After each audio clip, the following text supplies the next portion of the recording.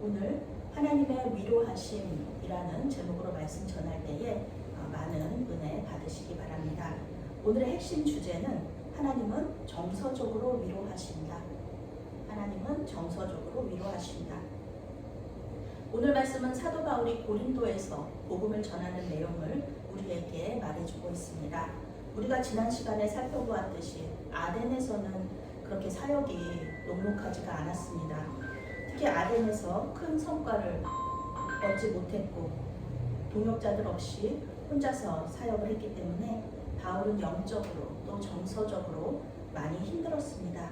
이렇게 탈진한 상태로 바울은 고린도에 도착을 하게 된 것입니다. 그런데 고린도는 탈진한 바울에게 안식을 줄 수 있는 도시가 아니었습니다. 아덴과 같이 지중해에 접한 아름다운 도시였지만 영적으로 어둡고 또 도덕적으로 타락한 도시였습니다. 고린도는 교통의 중심지이면서 또 도자기 산업이 아주 발달한 무역의 중심지였기 때문에 매우 부유했습니다.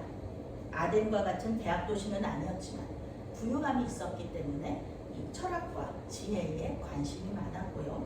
사랑과 미의 여신 아프로디테에게 바쳐진 도시였기 때문에 성적으로 타락했습니다.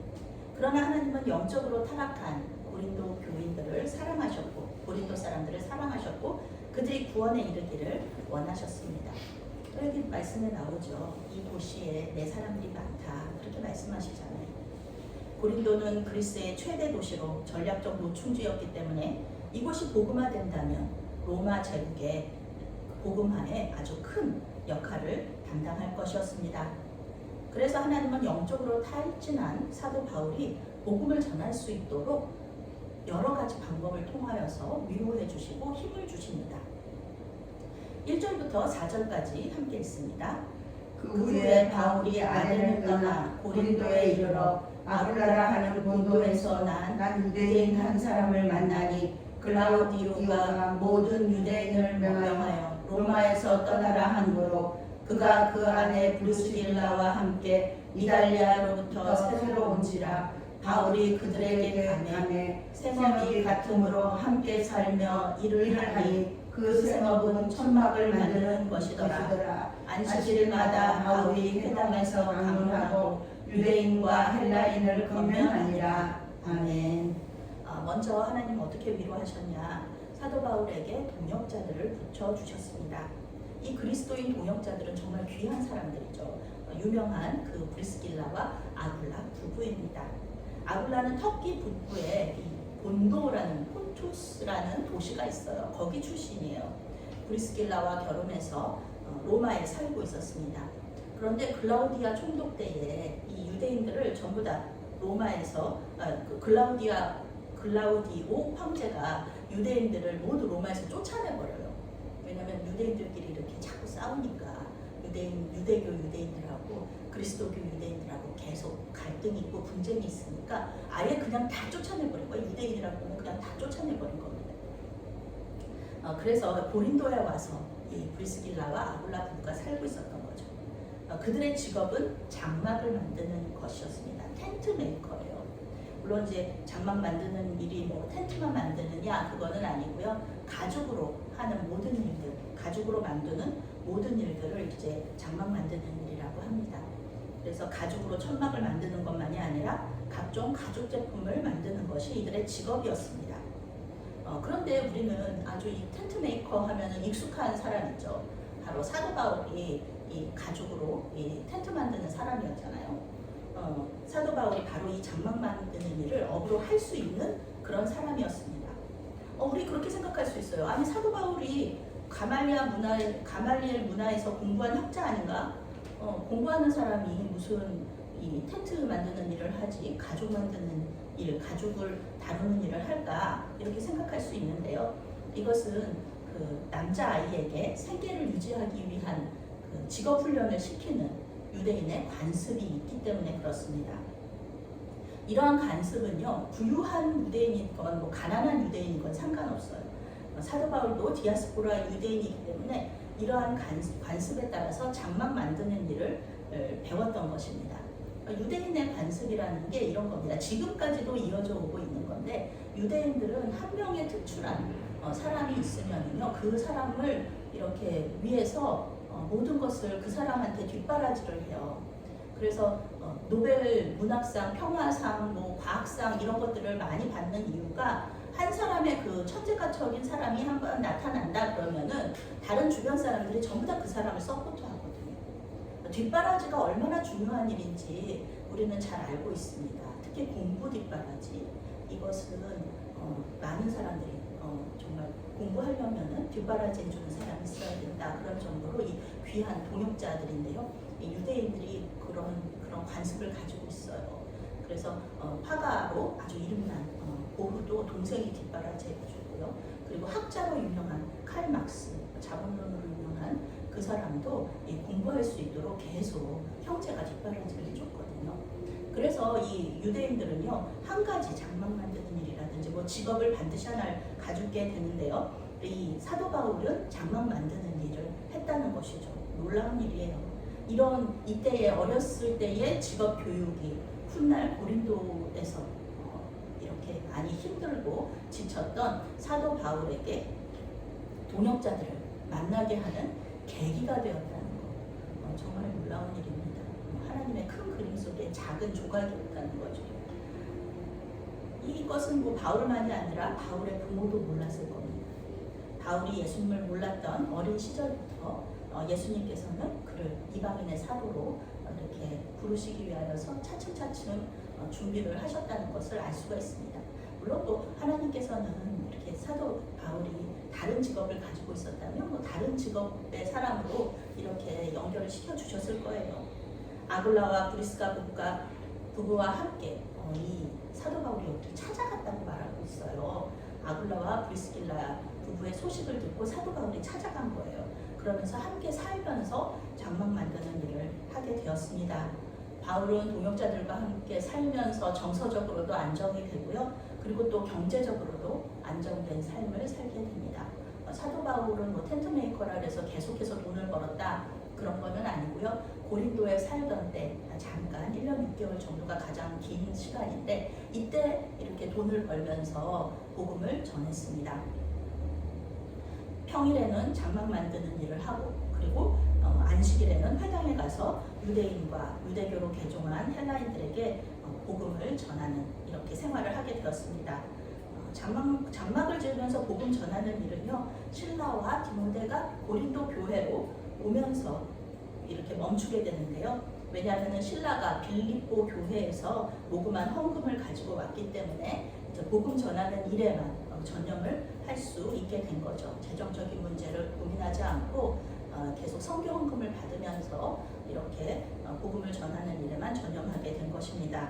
그러나 바울은 아굴라와 브리스가 부부를 만나서 함께 장막 만드는 일을 하는 과정을 통해서 하나님께서 자기 삶에 역사하고 계신다는 것, 자기가 힘들고 어려울 때 이렇게 동역자들을 붙여주신다는 것.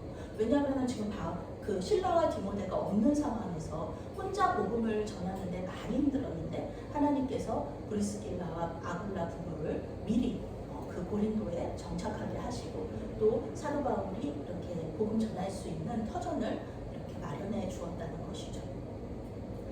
이런 확신으로 인해서 하나님께서 맡기신 사명을 사도 바울은 계속해서 감당할 수 있었습니다. 9절부터 11절까지 함께 읽습니다. 밤에 주께서 환상 가운데 바울에게 말씀하시되 두려워하지 말며 침묵하지 말고 말하라. 내가 너와 함께 있음에 어떤 사람도 너를 대적하여 해롭게 할 자가 없으니 이는 이 성 중에 내 백성이 많으니라 하시더라. 1년 6개월을 머무며 그들 가운데에서 하나님의 말씀을 가르치니라. 아멘. 영적으로 탈진한 사도 바울을 도우신 하나님께서 도우신 두 번째 방법은 바로 직접적인 격려였습니다. 예수님께서 밤에 환상 가운데 나타나셨던 것이죠. 그래서 내가 함께한다, 너와 함께한다. 그러니까 두려워하지 말고 계속해서 복음을 전하라. 이렇게 말씀하시는 거예요. 사도 바울을 가장 괴롭혔던 사람들, 그 사람들은 바로 같은 동족인 유대인들이었습니다.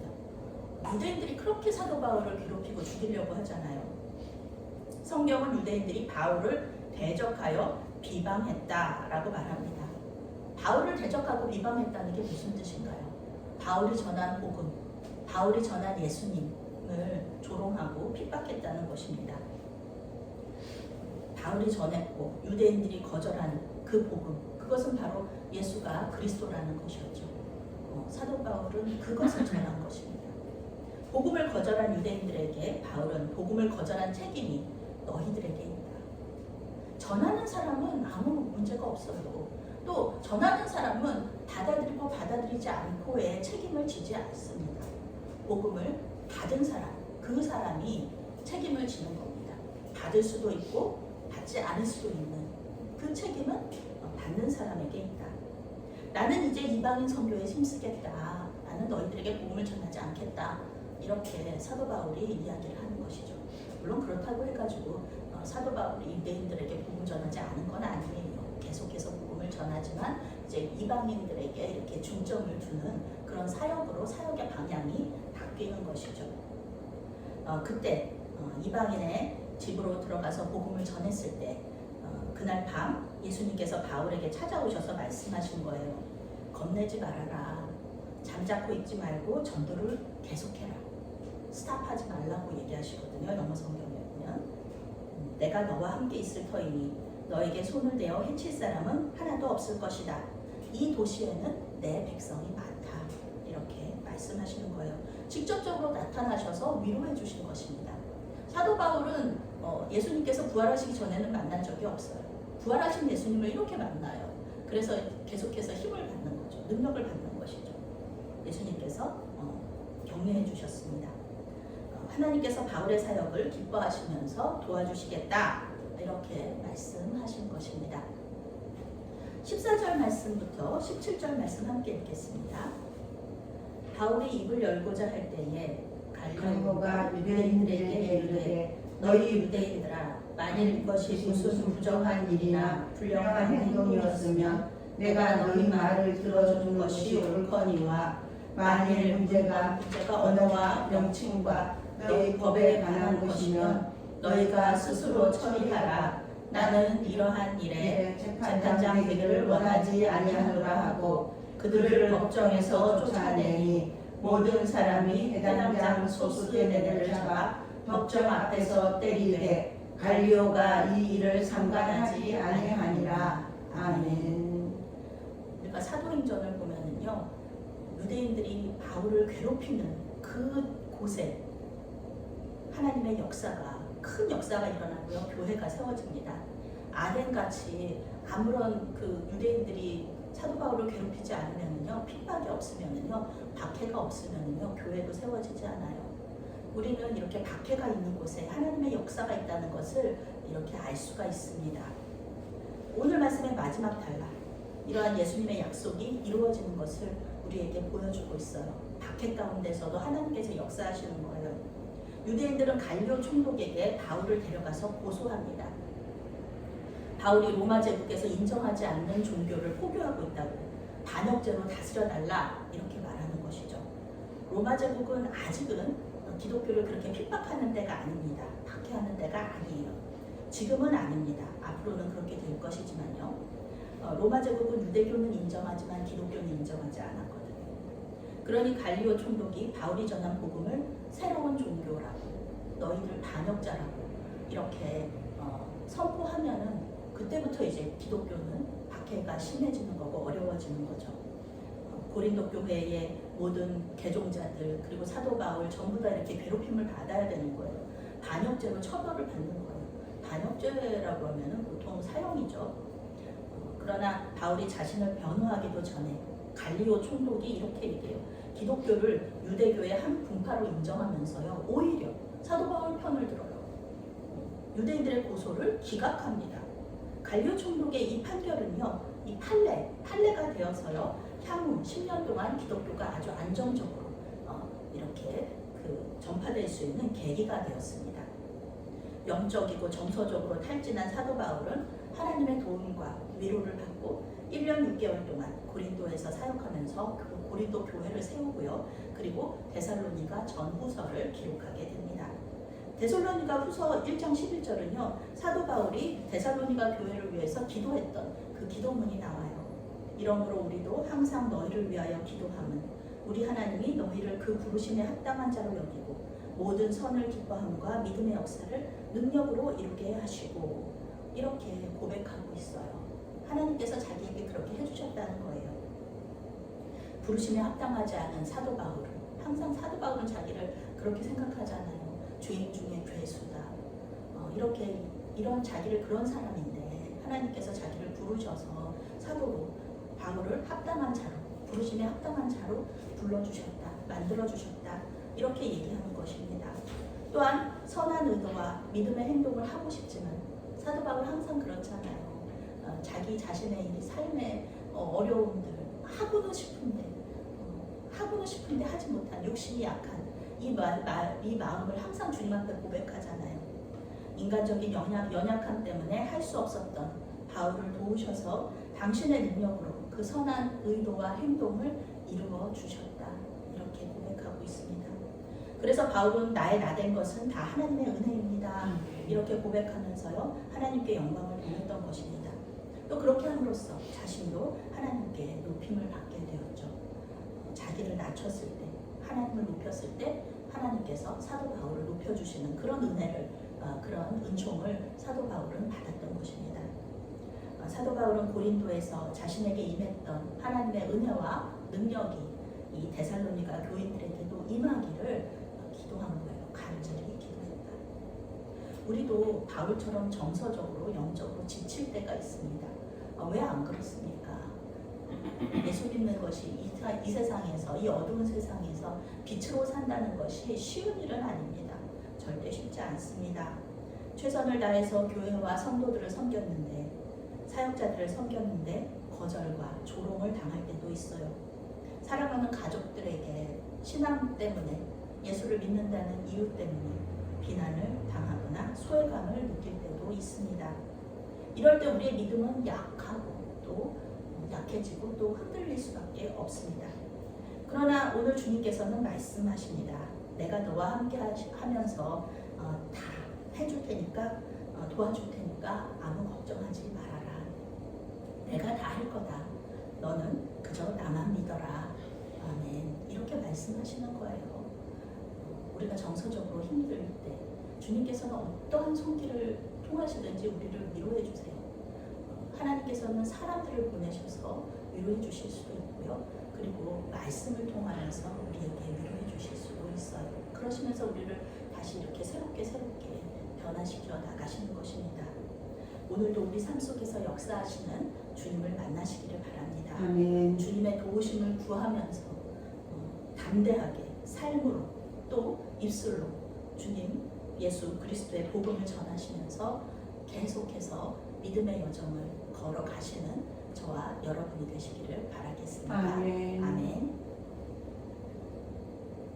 사랑의 하나님, 우리의 삶에 역사하시면서 영적인 필요와 육적인 필요를 채워주시니 감사합니다. 아멘. 예수님께서 이 세상의 모습을 나타내신 이 주현절에 우리와 함께 계시는 임마누엘 주님을 만나게 하여 주시옵소서. 아멘. 특별히 병마와 싸우고 있는 성도들을 주님께서 살펴주시고 주여. 위로하여 주시옵소서. 아멘. 또한 진로를 놓고 기도하며 준비하고 있는 수험생들과 청년들에게 함께하여 주시고 선한 길로 인도하여 주시옵소서. 아멘. 예수님의 이름으로 기도합니다. 아멘.